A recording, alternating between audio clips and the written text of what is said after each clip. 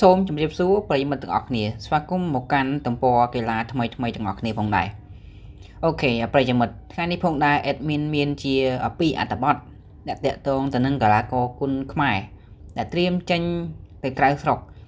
ឬក៏សំណូមពរឲ្យ promoter ដឹកនាំទៅប្រកួតនៅក្រៅស្រុកនឹងគេម្ដង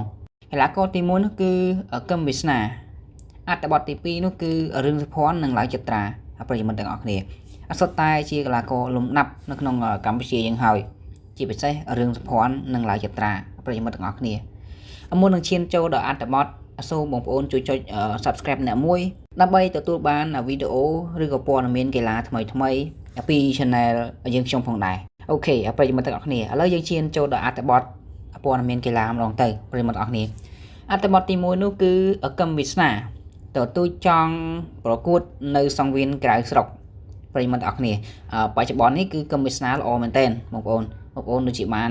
ដឹងហើយប្រការប្រកួតចុងក្រោយរបស់កឹមវាសនាគឺផ្ដួលថៃឲ្យសន្លប់ទាំងអស់បងប្អូនជាពិសេសក្បាច់ពោះគឺក៏ក្រើកមែនទែនបងប្អូនល្បីមែនទែនកឹមវាសនាក្រោយកឹមវាសនាគឺជាកីឡាករល្អដៃបងប្អូនបើអំបោះឆៅគឺអំណោយផលមែនទែន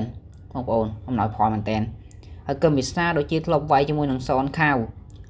ក៏ជាកីឡាករធ្លាប់វាយនៅក្នុងកម្មវិធីថៃហ្វាយផងដែរនេះបើតាមការបញ្ជាក់ពីកឹមវាសនាគាត់បានទទួលចង់ប្រកួតនៅសង្វៀនថៃហ្វាយបងប្អូនថៃហ្វាយជាពិសេសថៃហ្វាយហើយនឹងចង់ប្រកួតនៅសង្វៀនលំដាប់នៅប្រទេសថៃទៀតប៉ុន្តែថ្មីនេះយើងក៏អត់ទាន់ដឹងថាខាង promoter អាចយកកឹមវាសនាទៅបានដែរឬទេបងប្អូនថៃហ្វាយបច្ចុប្បន្ននេះគឺអត់ទាន់មានការរៀបចំប្រកួតទេបន្ទាប់ពីឃើញថាបានដណ្ដើមខ្សែក្រវ៉ាត់ពីអាស្រ័យយកបានហើយបងប្អូនតែបើសង្វៀនរាជាដើមនឿនឬក៏លំភីនី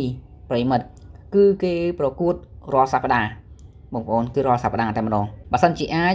សម្រាប់ខ្ញុំ admin វិញគឺចង់ឲ្យកឹមវាសនាចេញប្រកួតក្រៅស្រុកបងប្អូនព្រោះអីកឹមវាសនាវាយក្នុងស្រុកគឺល្អមែនទែននេះយើងមើលឃើញតាមជាក់ស្ដែងណាស់ទេហើយយើងក៏មិនដឹងថាថៃដែលមកប៉ះកឹមវាសនានៅក្នុងកម្ពុជាមិនដឹងថាលំដាប់ណាមកពីថៃទេប៉ុន្តែគ្រាន់តែធ្លាប់ដឹងថាកឹមវាសនាក៏ធ្លាប់ប៉ះសនខាវដែរហើយសនខាវគឺមិនមែនលំទេបងប្អូនក៏ជាកីឡាករលំដាប់ម្នាក់ដែរនៅក្នុងប្រទេសថៃប៉ុន្តែគ្រាន់តែជាមិនល្អណាស់ណាពេកទេបងប្អូនសម្រាប់ខ្ញុំ admin វិញគឺចង់ឃើញកីឡាករកឹមវាសនាចេញប្រកួតក្រៅស្រុកហើយចុះបងប្អូនវិញចង់ឃើញកីឡាករកឹមវាសនាចេញប្រឡូកសង្វៀនលំដាប់នៅក្នុងប្រទេសថៃដែរឬទេអូខេឥឡូវយើងឈានចូលដល់អត្ថបទទី2អ្នកតាក់ទងនឹងរឿងសុភ័ណ្ឌនិងឡាយចត្រាតាក់ទងកីឡាករទាំងពីររូបនេះដូចជារឿងសុភ័ណ្ឌទៅវាយថៃចុងក្រោយគឺចាញ់បងប្អូនទៅវាយនៅអាស៊ាន kickboxing តែចាញ់លទ្ធផលចាញ់បានមេដាយប្រាក់មេដាយសម្រាប់ហើយឡាយចត្រាចុងក្រោយនេះគឺដូចអត់ទាន់បានប្រកួតទេបន្ទាប់ពីវាយជាមួយសេកសាន់ហើយបងប្អូនគឺដូចអត់ដែលបានឃើញទេប្រិយមិត្តទាំងអស់គ្នាអូខេបងប្អូនកីឡាករទាំងពីររូបនេះគឺស័ក្តិសមនឹងចេញប្រកួតក្រៅស្រុកមែនតើនិយាយពីរឿងសុភ័ណ្ឌវិញគឺគាត់ចេញក្រៅស្រុកគឺឆ្អែតឆ្អន់ដែរហើយបងប្អូនហើយឡាយចត្រាវិញក៏ឆ្អែតឆ្អន់ដែរឡាយចត្រាគឺជាកីឡាករដែលធ្លាប់ប្រឡូកនៅក្នុង One Championship បងប្អូនស្គាល់ហើយ Super League នឹងគឺជាដៃគូរបស់ឡាយចត្រាប៉ុន្តែគឺយើងចាញ់គេបងប្អូនគេល្អមែនតើប៉ុន្តែចាញ់បន្ទុកទេហើយរឿងសុភ័ណ្ឌគឺជាកីឡាករដែលប៉ះឲ្យលំដាប់ថៃអស់ច្រើនហើយប៉ុន្តែអត់ធ្លាប់ប៉ះសៃយកហើយនឹងសែនឆៃទេប៉ះតែគូនអ៊ូហើយនឹងកីឡាករថៃជាច្រើនទៀតបងប្អូនគឺដេករបស់គូនអ៊ូបើប៉ះគូនអ៊ូគឺដេកបងប្អូនដេកហើយមានប្រិយមិត្តដែលអ្នកស្នេហាគូនខ្មែរយើងជាច្រើនសំណូមពរឲ្យចាប់រឿងសុភ័ណ្ឌទៅប៉ះនឹងសែនឆៃបងប្អូនសែនឆៃលឿនណាដូចភ្នែកបន្ទូលអញ្ចឹងតែរឿងសុភ័ណ្ឌអាចទៅរួចមួយសែនឆៃអត់ហ៊ុនកងពីរជើងសន្លប់ហើយសែនឆៃអត់ទាន់បែកញើសទេហើយយើងអាចគិតបានតើពូទឿយើងរឿងសុភ័ណ្ឌអាចទៅរួចជាមួយនឹងសែនឆៃអត់អានេះបើតាមការប្រគូកងពីបងប្អូនដែលជាអ្នកគ្រប់គ្រងគុណខ្មែរបងប្អូនហើយឡាយចត្រាគឺ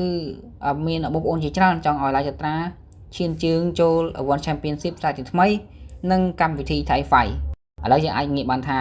បច្ចុប្បន្នឡាយចត្រាគាត់ល្អវិញបន្តិចហើយបន្ទាប់ពីវាយជាមួយនឹងសេកសាន់គឺឡាយចត្រាក៏ក្រៅមែនទែនហើយក៏ល្បីខ្លាំងមែនទែននៅក្នុងប្រទេសថៃអ្នកណាក៏គេសរសើរថាឡាយចត្រាល្អអាចប៉ះជាមួយនឹង Super League បាន ប៉ុន្តែបច្ចុប្បន្ន Super League គឺជាម្ចាស់ខ្សែក្បាត់នៅ World Championship អញ្ចឹងគឺមិនងាយទេបងប្អូនមិនងាយទេតែឡាចត្រាបើត្រូវត្រឹមសង្វៀនថៃហ្វាយឬក៏រាជាដំណឿនអាចនឹងក៏ក្រើកហើយអាចនឹងល្បីបងប្អូនអាចនឹងល្បីដូចជាធឿនធារាអញ្ចឹងបងប្អូនអាចនឹងគេដាក់ឲ្យលេងខ្សែក្បាត់ដូចជាធឿនធារាមុនក៏លេងខ្សែក្បាត់នៅរាជាដំណឿនដែរប៉ុន្តែលទ្ធផលចាញ់ឋាន័នឆៃដោយពិន្ទុហើយឥឡូវនេះគឺជោគជ័យនៅថៃហ្វាយអូខេបងប្អូនទាំងអស់គ្នាសម្រាប់បងប្អូនអ្នកណែហាគុណខ្មែរជាច្រើនចង់ឃើញកីឡាករ3រូបនេះចេញប្រឡូកសង្វៀនក្រៅស្រុកដូចជាកឹមវិស្នារឿងសុភ័ណ្ឌនិងឡាយចត្រាកឹមវិស្នាជាកីឡាករល្អដៃរឿងសុភ័ណ្ឌគឺជាកីឡាករល្អដៃហើយឡាយចត្រាល្អដៃល្អកែងល្អឆ្គង់បងប្អូនគឺមកសពហើយគុណខ្មែរយើង3រូបនេះបើសិនជាចេញក្រៅស្រុកអាចនឹងក៏ក្រើកអូខេប្រិយមិត្តទាំងអស់គ្នាអត្ថបទនេះគឺ admin សូមបញ្ចប់ត្រឹមប៉ុណ្្នឹងចុះអរគុណច្រើនប្រិយមិត្តទាំងអស់គ្នា